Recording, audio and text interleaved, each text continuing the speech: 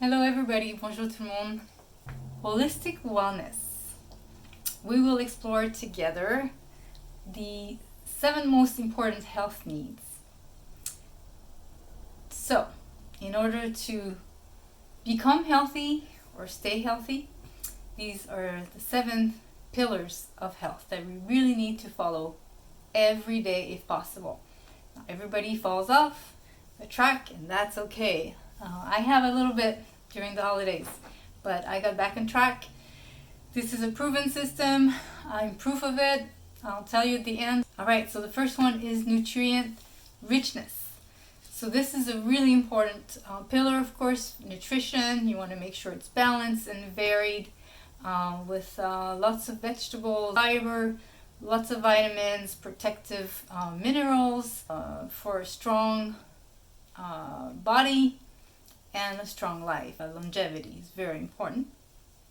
The second one is frequent movement. Very important to move again every day, if possible, of course, and several times a day. If you do have the time, science shows you need 7,000 to 9,000 steps every day. So we do have to move, we have to get up, especially if we work at home, we're sitting down too much. It's good to take breaks. It doesn't have to be long, it can be 10-15 minutes at a time. So you can either break it up or go for maybe a longer walk at the end of the day. But study shows it's best to break it up and not to wait till the end of the day to do all of that and try and fix everything that, we do hurt ourselves sitting down. The veins are blocked. We're sitting on them pretty much. The blood flow is not going, there's no circulation there, and we accumulate, arteries don't do their job as well, get rid of the fat and toxins and everything else. So we'll talk about that. Sound sleep is the third really important pillar there. We do need to sleep well, but also sleep deeply, and I'll have some tips for you for routines and ways to get into a routine and to keep that going every day and really try to follow an amount of sleep that's right for you. Sense of purpose. You have dreams, passions, something to follow, something you believe in strongly, a path where you have to do what's right for you. Listen to your passion, listen to what your heart wants to do. So super important. We'll talk about that a lot. Inner peace. So that is also super essential. Feeling calm and zen and at peace with ourselves, calm in our mind and heart. And there's a lot of different ways we can achieve this. One of them is meditation. We'll have more videos together on that. The next one is deep connection. So the deep connection is with others. We're very social animals and we have to have a sense of connection with others. So again, it's really not always easy to achieve. I think we've lost a little bit of our village ways.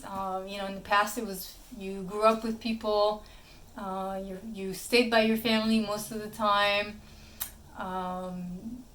It's just so much easier. You had the same friends from school. Everybody's spread out now. Technology's like taking over us. We work too much. We're tired. It's not always easy to find the time to make friends and keep friends. So another thing we could do is go online at least and meet people online with different groups, join clubs, whatever it is. Of course, it's better to do it in person. So you can find meetups, with different passions and hobbies again, and subjects that you're passionate about. That will really help. And there's a study about that. Science shows that it's super important. Even people who maybe didn't do everything they were supposed to do in their health, daily health, when they had that strong sense of social connection, they did so much better. Like 50% of them did not have the regular issues that maybe other people did.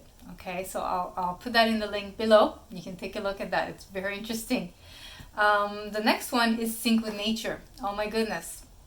Sync with nature. So on your daily walks, if you can, connect in an area where there's grass, a park, plants, flowers, trees. So not only that makes us feel better just to look at the pretty scenery, breathe the fresh air, but there's also something really important in the soil. And that helps us releasing all the necessary hormones that make us happy: serotonin, dopamine, oxytocin, all these things. There's at least 7 of them. We can discuss this in a deeper way later. But yeah, so if you can, it's okay. Just walk around where you want, in concrete or wherever. But maybe you can have some plants on your balcony or plants inside. Something where you can connect with nature. And if you combine your exercise with nature, that's even better, right? That's a double whammy. But we'll talk longer and deeper about frequent movement, because that's number 2 on the list, and it's super important to rebuild muscles or build more muscles if you have lost muscle. It's very easy after 30, 35 to, muscle mass decreases. This is what happened to me. I'm in my 50s, and with the pandemic, my job, of course, I was sent home to work home. Lost my gym membership, that was closed, couldn't go to the gym, and I did nothing. I walked a little, but I don't know, I just kept sitting. We had more work in a way, we sat too long, didn't get up as much as I should, so I gained a lot of fat, a lot of weight, and lost a ton of muscle. So now I'm able to regain the muscles. Going to the gym is much easier than working out at home, but you can certainly do it. The gym is just a little easier because you won't get bored, and there's so many exercises that you can do for all the muscle groups in the body. So it not only keeps you motivated, but yeah, there's so many machines, so many ways, there's classes, and again, you'll stay motivated, right? But it is certainly impossible to do it at home. I know a lot of friends and clients who have set up their house with pull-up bars, and they do push-ups, not fancy equipment, but they're able to do a lot of different things too. So we'll talk about that as well. One more thing with holistic health, my certification was in something called Whole Body, where we remove all the inflammation. All our issues are based from inflammation. I had a ton of food allergies every month. This last year, I was coming up with a new food allergy almost every month. It was a nightmare. I wasn't sleeping well. I had pain all over my body. I'm really happy that I was able to turn this around. I don't have the inflammation. I don't have the food allergy, except for one thing. Vinegar is still my nemesis. It's my black beast, as we would say in French. So that one is pretty bad. I don't have the severity that I used to have when I do eat a little bit of vinegar. If I go out and I forgot, or something is hidden in my food, I'll have a little bit of reaction, but not too bad. Another thing is maybe onions if they're not cooked well.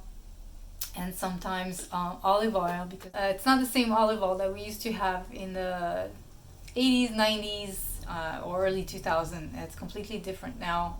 The olive is green. It's no longer ripe. It's not from black olives, and that's an issue for me. It's more of an irritant, and again, it creates inflammation. We'll talk about nutrition in depth, all the bad oils to avoid, all the foods that create too much inflammation in the body. Sugar is a big one, of course, so we'll work on how we can separate ourselves from sugar, and either slowly or just cold turkey. All right, so I'm really happy to have spent time with you, and I will see you in the next video. Thanks so much again. Bye, have a good day.